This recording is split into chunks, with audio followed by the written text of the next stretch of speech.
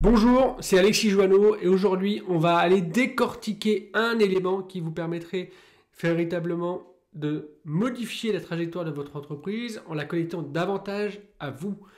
On va pas aller beaucoup plus loin et on va pas attendre beaucoup plus pour discuter de ça. En podcast ou en vidéo, aujourd'hui on va parler de la dimension des valeurs. Et j'ai vraiment envie de discrypter et de parler un petit peu plus des valeurs aujourd'hui pour véritablement relayer ce qui est important dans les valeurs, notamment relayer une autre dimension des valeurs dans le monde du développement personnel. Pendant très très longtemps, dans le monde du développement personnel, on a étayé et on a déposé des valeurs qui sont sur des charges entre guillemets morales, c'est-à-dire la responsabilité, la liberté, l'indépendance, la famille, l'éducation, la transmission. Et en fait, on se rend compte que ça, ce ne sont pas forcément des valeurs qui sont porteuses au cours de notre existence.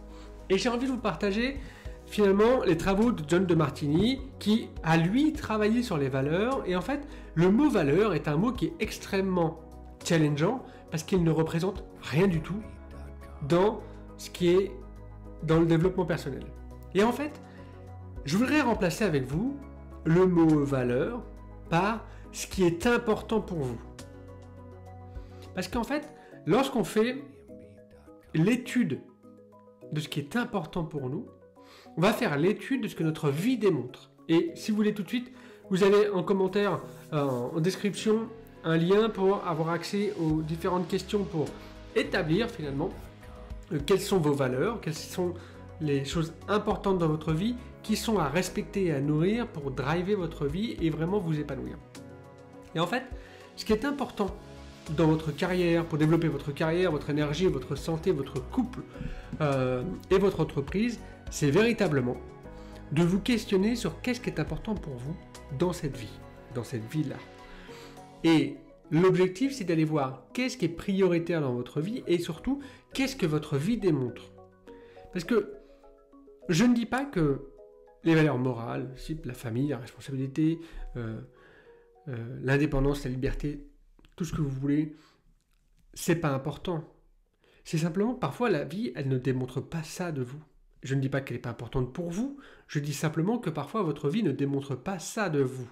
Pourquoi je vous partage ça? Parce que ce qui est important, c'est d'aller nourrir ce que votre vie démontre de vous à un instant donné.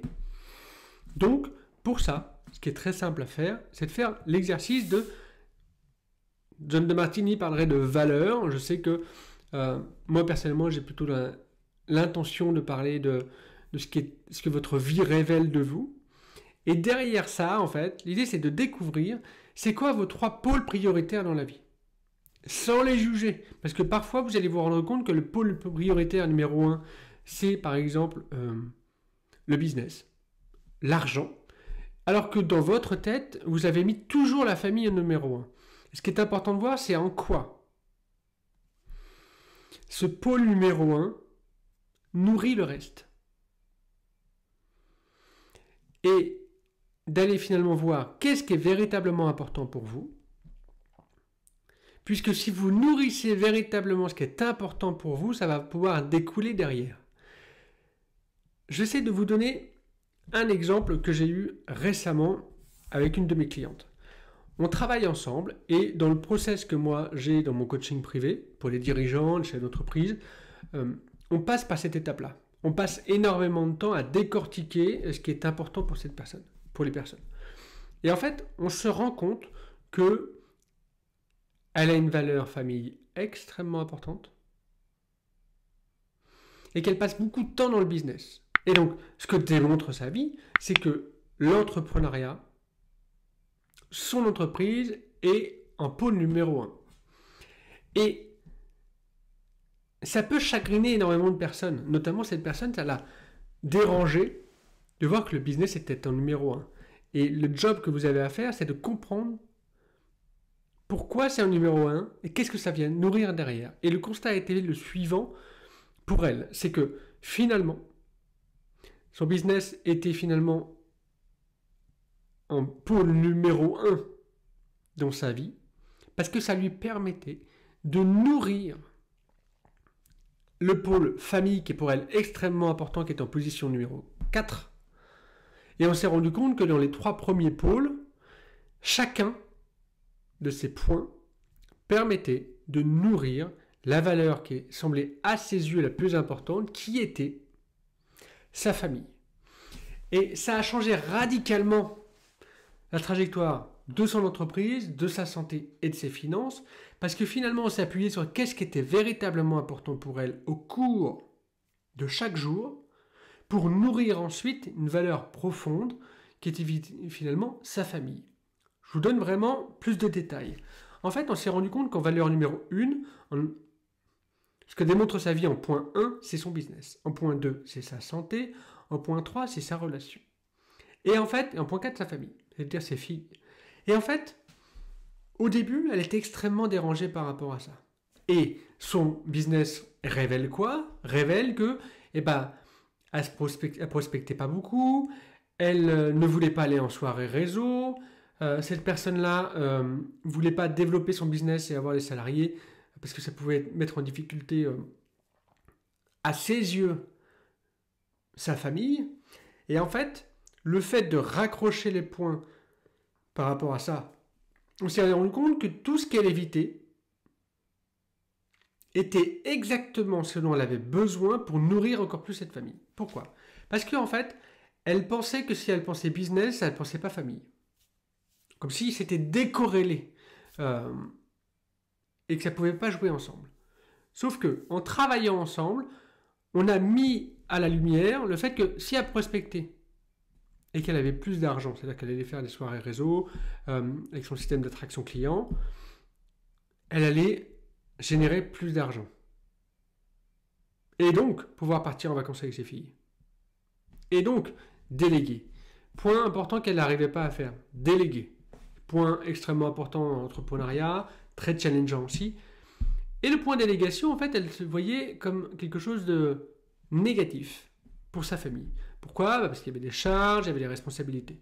Et en discutant et en faisant vraiment l'état des lieux des choses, en l'amenant en fait finalement à essayer de reconsidérer les choses, elle s'est rendue compte que déléguer, alors elle n'est pas obligé de forcément prendre des salariés, ça peut être bien sûr des freelances, déléguer, c'était libérer du temps pour qu'elle soit dans sa zone de génie, donc potentiellement avoir plus de clients, donc potentiellement plus de chiffre d'affaires, qui dit potentiellement plus de chiffre d'affaires si la structure est bien organisée, plus de bénéfices, et donc plus d'argent pour sa famille, et surtout plus de temps.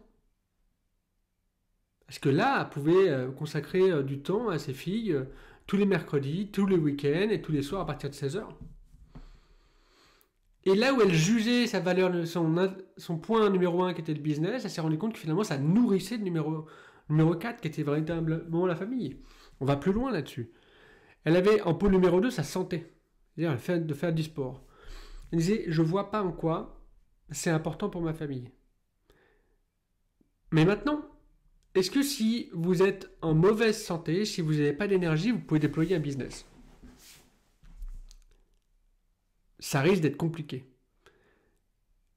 Autre point, est-ce que vous avez envie de profiter de votre famille affalée dans le canapé en train de dormir, ou est-ce que vous avez envie de profiter de votre famille véritablement à fond en étant en pleine forme? Je pense que vous préférez l'option numéro 2.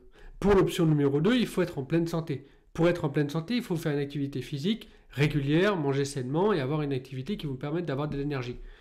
Donc finalement, on s'est rendu compte que le pôle numéro 2 nourrissait encore la famille.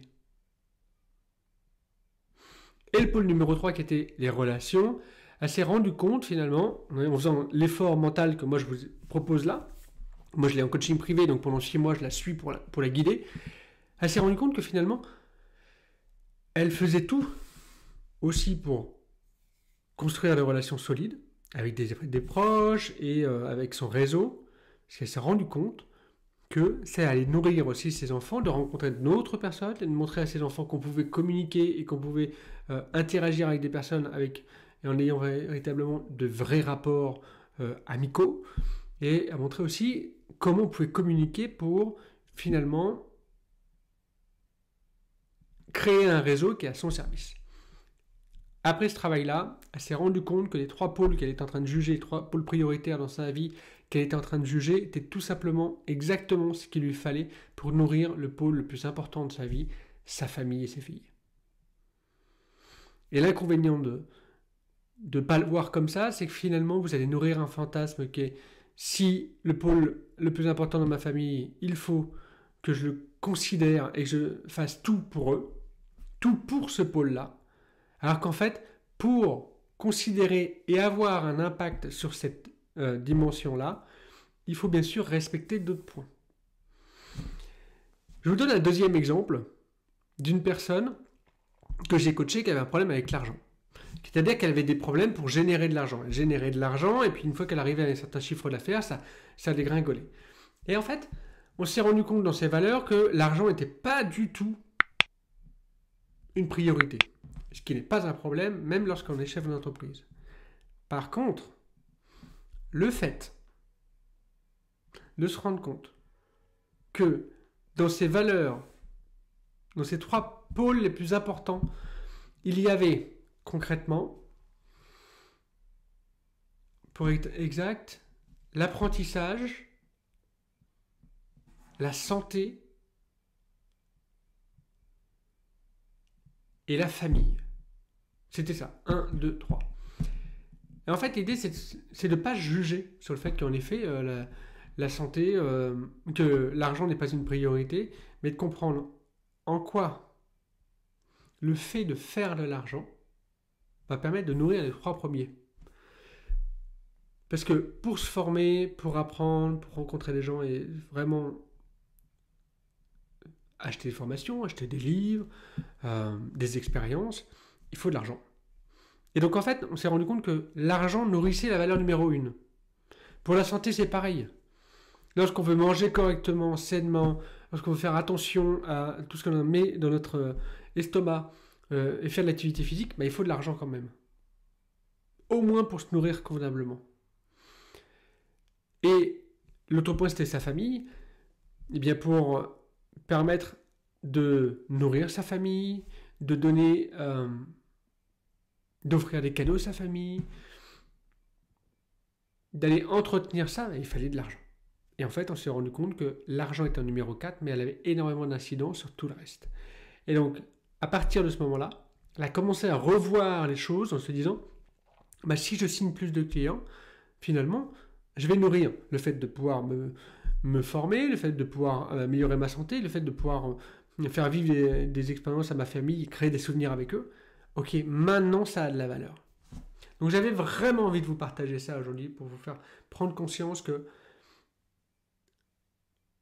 plus vous serez fin, plus vous serez délicat sur la recherche de vos valeurs, plus vous allez, comme je vous ai partagé ça sur la vidéo précédente, le podcast précédent, trouver le sens que ça a dans votre vie pour derrière vous permettre d'avancer et d'aller à un tout autre niveau dans votre carrière, dans votre business et surtout, vous rappeler d'une chose. Votre vie est un ensemble de différents domaines sur lesquels on doit jongler et créer une sorte d'équilibre. Alors l'équilibre, bien sûr, c'est pas du 50-50, c'est un équilibre qui vous nourrit assez pour avancer. Et je vous partage ça parce que la recherche de vos valeurs et la recherche, véritablement, le travail en profondeur de cette dimension-là, change radicalement la trajectoire de votre carrière et de votre business. Si vous êtes chef d'entreprise, je vous invite à le faire. Donc, je vous ai mis le lien ici pour le cadeau pour étudier vos valeurs. Sachez que moi, personnellement, c'est le point numéro 1 de tous mes coachings privés. Tout le monde rentre pour 6 mois. Et il y a une première séance où on fait une sorte d'onboarding, on fait un gros point ensemble. Et ensuite, on a une première séance de coaching, véritablement une coaching qui dure au moins 2 heures sur justement ces différentes valeurs-là. Et on va aller voir qu'est-ce qu'il faut nourrir pour que vous puissiez réussir. Et que vous soyez chef d'entreprise avancé, c'est-à-dire que vous avez déjà des salariés, ou chef d'entreprise solopreneur, c'est le même parcours pour pouvoir vous permettre de grandir. Parce que l'idée, c'est d'aller chercher du sens à tout ça pour déposer et créer des stratégies mentales et stratégies opérationnelles pour que vous puissiez véritablement transformer votre business en quelque chose qui vous inspire et quelque chose qui a de la valeur pour vous. On parle beaucoup d'état d'esprit, d'intuition, de spiritualité sur ce podcast et sur cette chaîne, mais véritablement, en 2025, si vous avez envie de donner un tournant à votre entreprise et peut-être au fait de stagner ou vous sentez que vous avez une perte de sens, perte de vitesse, le fait de faire le travail sur les valeurs est radicalement un élément central qui va vous aider pour derrière travailler sur la dimension opérationnelle, la dimension véritablement, comment je peux envie de vous dire ça, des résultats concrets qu'il y aura dans votre business. Que ce soit les produits que vous allez proposer, votre système de prospection, la manière de gérer votre équipe et la vision que vous aurez dans votre business. Parce que vous allez avoir une vision globale.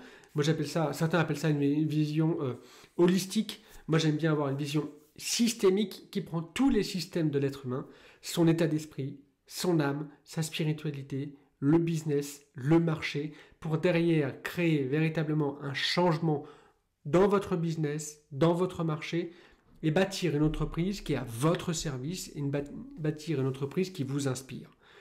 Que vous soyez solopreneur avec, je ne sais pas, 50 000 euros par an, ou vous gériez une entreprise qui fait 2 millions par an, je peux vous garantir que cet exercice-là peut radicalement changer la trajectoire de votre business et l'emmener bien plus loin en termes de chiffre d'affaires, en termes de mission, en termes de profit et en termes de temps que vous avez pour vous.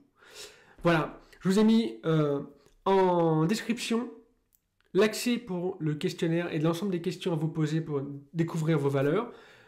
C'est gratuit, je vous le mets juste en dessous. Et si vous sentez que vous avez un appel par rapport à ça et vous sentez que aujourd'hui vous n'êtes pas satisfait du business que vous avez, vous n'êtes pas satisfait des conditions que vous avez, vous n'êtes pas satisfait des résultats que vous avez, ou vous sentez une totale perte de sens et de vision, vous ne savez pas trop par où aller, je vous invite à réserver un appel avec moi, ça dure 30 minutes, on fait un point ensemble et l'idée c'est de voir comment moi je peux vous aider, et si ce n'est pas le cas, on va dresser ensemble un plan d'action pour pouvoir vous permettre d'aller beaucoup plus loin. 2025, on avance ensemble, les amis, j'espère vraiment que vous allez mettre en pratique ce que vous pouvez recevoir dans toutes ces vidéos. Ciao. Si tu fais partie des personnes qui ont vraiment kiffé ce podcast et qui sont arrivées jusqu'au bout, je vais t'inviter à faire une chose. Dis-nous en commentaire, qu'est-ce que tu retiens de ce podcast? Et n'hésite pas à faire deux choses, mettre 5 étoiles sur la plateforme de ton choix. Si tu es sur YouTube, n'hésite pas à mettre un pouce en l'air. Et dernière chose, tu as pu profiter de cette interview, peut-être que tu as un ami à toi ou un proche qui aurait besoin de l'écouter aussi. Donc moi, ce que je t'invite à faire, c'est de lui partager, que ce soit en mode podcast ou sur YouTube. Je pense que c'est la meilleure chose que tu puisses faire. En tout cas, une petite action peut changer de grande vie. Ciao.